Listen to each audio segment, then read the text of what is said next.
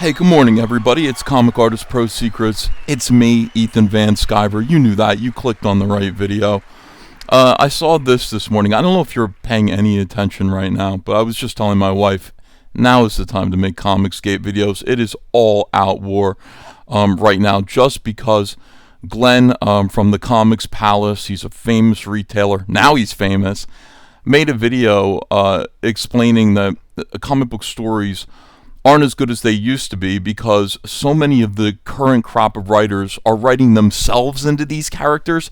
And he said, I don't care about your life. I don't want to hear about your problems through Tony Stark. Write a good story about Iron Man, Tony Stark. Don't write about you. I don't want to hear about your, whatever it is, your bedevilments.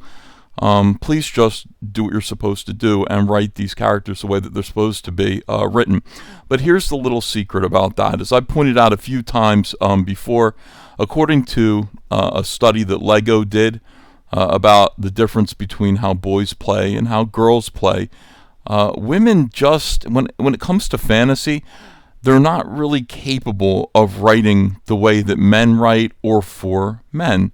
If you look at the literature that women appreciate what they like romance novels. Why?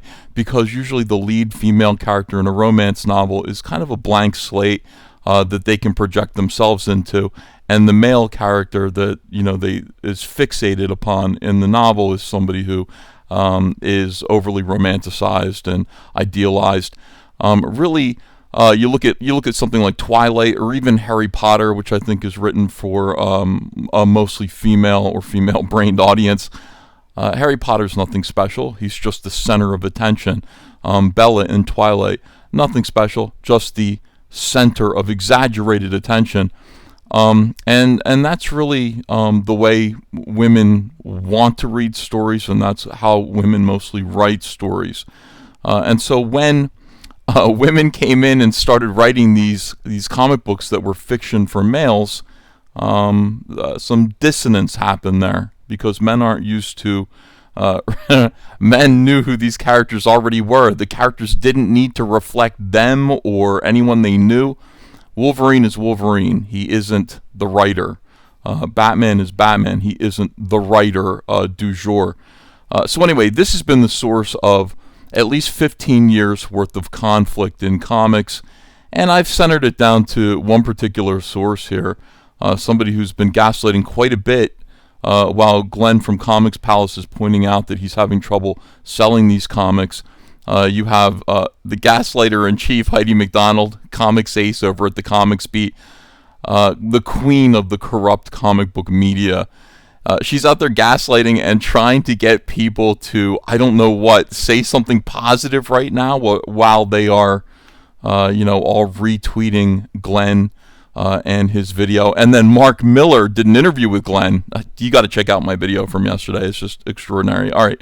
Heidi McDonald says, I have a thought experiment for you all. Imagine if a retailer made a video about a comic that they really loved, that they wished more people would buy in order, that showed passion and love for the comics and the industry. Would you share it the way you do the negative ones? Heidi, the thing about it is that people do make videos about the comics that they love, and people do share them. They do that all the time, and they've been doing it since YouTube was a thing. Everybody loves comics. In fact, I would point you to something called #MoveTheNeedle that was started by Richard C. Meyer of Comics Matter with your boy Zach way back in 2017 and 2018, in which he encouraged killing them with kindness by showing retailers and showing the industry that the fans are the ones who buy the comics.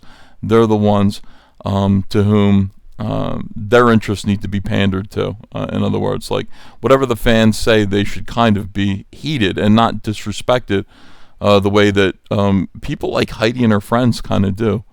Well, what happened was everybody put out these tweets with #MoveTheNeedle with pictures of all of the comics that they'd purchased, and #MoveTheNeedle just became an identifying mark, an identification mark for people like Heidi McDonald about who were the Nazis in comics. If you use hashtag move the needle, block that person, they're a Nazi. So we tried this. We went through this already, and it didn't end up with good results. But, Heidi is out there basically, talking to retailers who are going out of business and trying to get them on the record to say that the reason why they went out of business was due to factors other than things that Heidi did. For example, I point out here, 12 years ago, and this is absolutely true, it's amazing how this works. 12 years ago, you badgered Dan DiDio into allowing more women into DC Comics. Most women, and God love women, most women don't know how to write comics for its primarily male audience. Some do. You've got Anna Senti, you've got Louise Simonson, but for the most part, most don't. They believe male power fantasies are sexist and stupid, and their attempts to write superhero comics reflected that. Here's where we are today. Retailers are going out of business and shuttering their doors. A lot of this is your fault, Heidi. I can see why you're so defensive and why the gaslighting must carry on. And of course, I want to back up what I say with a link here. Look at this. I have the option to continue utilizing CBR without disabling and without supporting them. I think I'm going to do that without disabling my ad block. Lee and DiDio on female creators, quote unquote, we hear you. Boy, do we. That's a great thing for men to say to women. We hear you, okay? Hilarious. DC Comics took a few on the chin at Comic-Con International, and in the week that followed, as attendees at their multiple New 52 panels asked them over and over again, what happened to all the women? We can see more color over at the beat. Heidi was there, Heidi McDonald, and Comics Alliance. Comics Alliance was an enormous SJW news site that ended up going out of business, as all of these fake news sites do when it becomes clear that their entire purpose is to politically harass their opponents. We've seen that happen all through the Gamergate era, and it happened here. The problem is all the writers for Comics Alliance ended up becoming editors and actual writers within comics, which made the problem worse by 1,000-fold. So Heidi McDonald actually stood up at this convention and confronted Dan DiDio and just said, how come you're not hiring more women? And Dan said, well, we hire the most qualified creators. And she said, well, women are the most qualified creators. And that was, and he said, well, like who?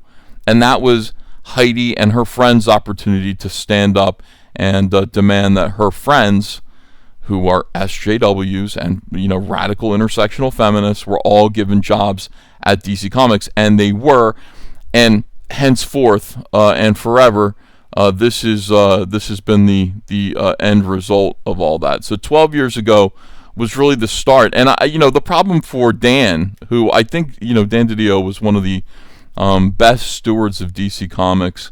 I didn't agree with him about everything that he did, but for the most part, I could tell that he really loved these characters, he understood comics, and he wanted DC Comics to flourish. I have a lot of respect for him. Dan didn't know how to answer this question. It's hard. It's hard to come forward and be as direct and blunt as this. Women don't know how to write comics for men.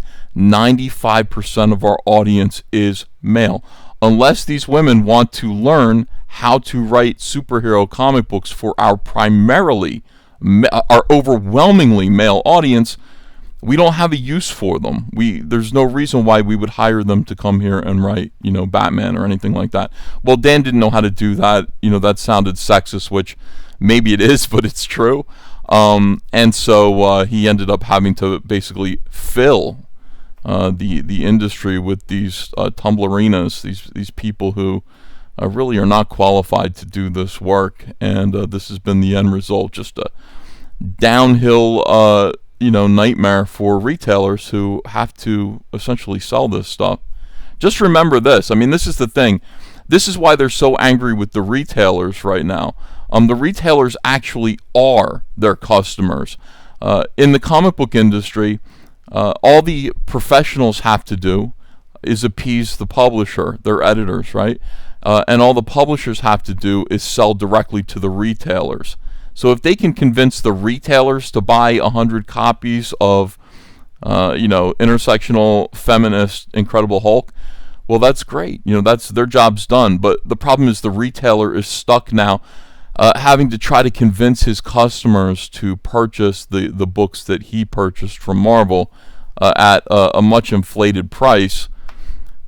It isn't easy. You can see why these guys are so angry right now, and all of this logjam is now coming back on the people, I think, who caused the problem in the first place. So, pretty fascinating. I still stand by Move the Needle. I want people to buy comics and support comic books, but I want you to support the good ones and the ones that you really enjoy. Don't indiscriminately buy anything these days. Support good comics. Support crowdfunding. Support Comicsgate. Support the people who are trying to make a difference in the indie sphere, especially. And of course, that would include myself. So support Cyberfrog. I've got a campaign right now, Cyberfrog Monday, Cyberfrog 3 Red Extermination, and Cyberfrog Dark Harvest. Those 3 links are in the description below. Appreciate you guys. Leave me a comment and let me know what you think of all this. I could make these videos all day because, every single 5 seconds, there's a new outrageous thing being tweeted about this very situation. All of it is worth talking about. But this is the most notable thing. I think this is the biggest issue. I talked about this on Timcast and explained it a little bit. It was true then. It's true today. All right. So give me a message. Give me a like. Please retweet and subscribe to the channel. I'll see you guys later with another video. Take care. Hey, come follow me on Twitter @EthanVanSkyver.